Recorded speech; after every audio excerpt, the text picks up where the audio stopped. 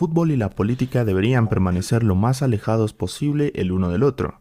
Son dos cuestiones que bajo ninguna circunstancia se deberían ver envueltos.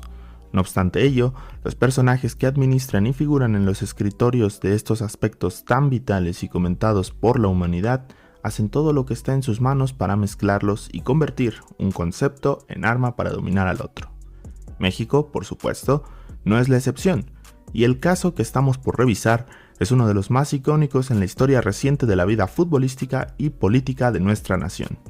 Hoy en Pambola Azteca recordamos el día que Felipe Calderón usó a la selección mexicana para extinguir luz y fuerza del centro.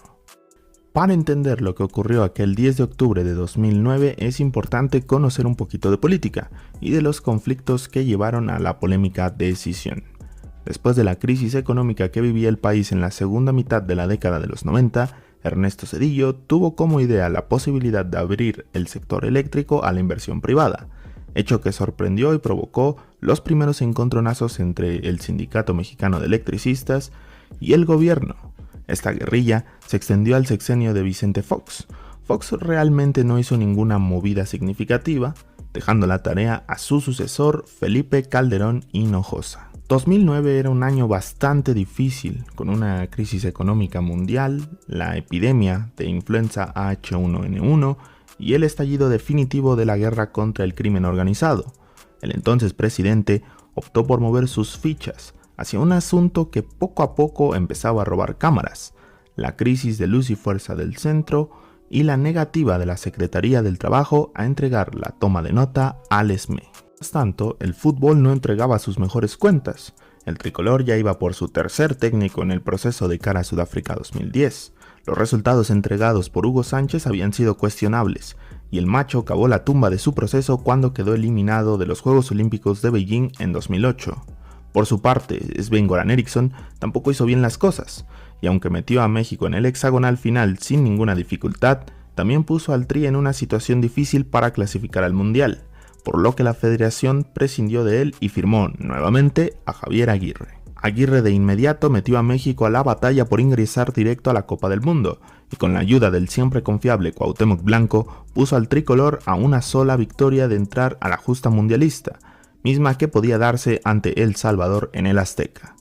Aguirre puso su clásico carácter para calentar el partido, advirtiendo que los desplantes salvadoreños por la crisis de la influenza H1N1 no se iban a quedar así, y que en su casa nadie era más guerrero que la selección mexicana. Lo debo decir, nos maltrataron con tapabocas, humillándonos. Son 11 guerreros, nosotros somos 100,000 guerreros en el estadio y 11 en el campo y todo el país. No. En mi casa no, yo soy más guerrero que cualquiera en mi casa. El 10 de octubre llegó. México no tuvo contratiempos y con una enorme actuación de Cuauhtémoc Blanco, Carlos Vela y en general de todo el equipo, lograron golear 4-1 a los salvadoreños y aseguraron su pase a Sudáfrica 2010. El pueblo mexicano festejó con todo, en las plazas públicas y en el mismo Estadio Azteca. Las esperanzas de un quinto partido se renovaron una vez más. Mientras tanto, un fuerte operativo se desplegó en las instalaciones de la Compañía de Luz y Fuerza del Centro. El motivo era un decreto de extinción de la misma que sería publicado en el Diario Oficial de la Federación al siguiente día.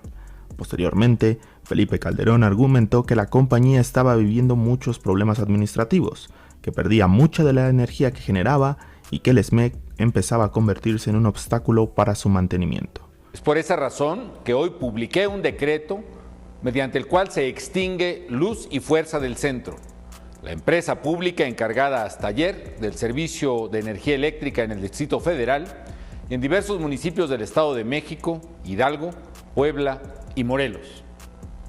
He tomado esta decisión con base en lo que dispone el artículo 16 de la Ley Federal de Entidades Paraestatales, que establece la extinción de las empresas y organismos descentralizados cuando su funcionamiento no resulte ya conveniente desde el punto de vista de la economía nacional o del interés público. De igual forma, el entonces secretario de Gobernación, Fernando Gómez Montt, comentó que su presupuesto rebasaba por mucho a lo asignado a la Universidad Nacional Autónoma de México. Calderón formuló una estrategia para finalmente deshacerse de Luz y Fuerza. Tomar las instalaciones no era algo sencillo e incluso debía consultar al Poder Legislativo para llevarlo a cabo. No obstante, el mandatario se saltó esa parte y esperó a un día y momento de calma en la Ciudad de México para llevar a cabo el operativo. En una entrevista con La Silla Rota en el año 2018, Felipe Calderón reconoció que eligió ese día porque sabía que México se jugaba el pase al Mundial y que una vez que Cuauhtémoc Blanco liquidó al cuadro centroamericano, dio la orden de ponerse manos a la obra. Asimismo, en 2019, en una entrevista para El Heraldo, el secretario del Trabajo del sexenio de Felipe Calderón, Javier Lozano, confirmó las declaraciones de su ex jefe, comentando que se hizo de esa forma para evitar un conflicto en el momento que se realizaba la operación. Los días posteriores a esta extinción fueron duros y plagados de protestas del SME. En el lado futbolístico, la selección mexicana simplemente completó la eliminatoria y empezó su preparación para la Copa del Mundo de 2010, donde nuevamente se regresó en octavos de final. La forma en la que ocurrió todo esto aún es muy comentada. Calderón sigue recibiendo el juicio de quienes consideraban justo o injusto el cierre de Luz y Fuerza, y la selección mexicana sumó otra polémica que sus críticos más acérrimos no dejarán en el olvido. Que viva el fútbol y que muera la política. Muchas gracias por ver este video. Si te gustó mi contenido, recuerda suscribirte al canal, seguirme en X y en TikTok, donde estoy mucho más activo. Gracias nuevamente, nos vemos en la próxima edición.